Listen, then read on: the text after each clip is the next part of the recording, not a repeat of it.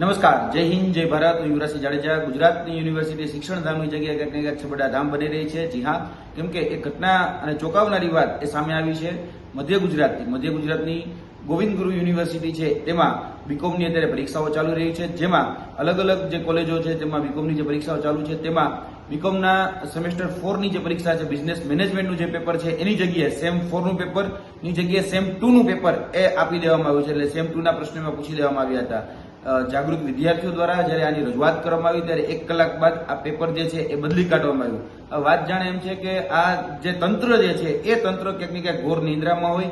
આ પરીક્ષા નિયામક જે છે એની આ ઘોર બેદરકારી છે. આ ઘોર બેદરકારીને કારણે એ વિદ્યાર્થીઓને ભોગવવાનો વારો આવે છે.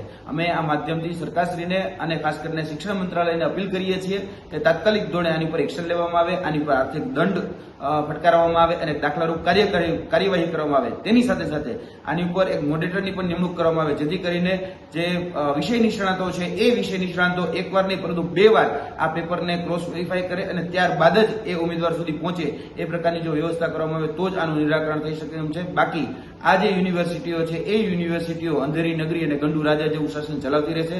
આનું નિરાકરણ ખૂબ જરૂર છે. વિદ્યાર્થીના ભવિષ્ય સાથે રમત એ હવે નહીં સાચી લેવામાં આવે. આવનાર દિવસોની અંદર જો આનું નિરાકરણ લેવામાં નહીં આવે તો પછી એનો યોગ્ય જવાબ પણ આપવામાં આવશે. જય હિન્દ, જય ભારત.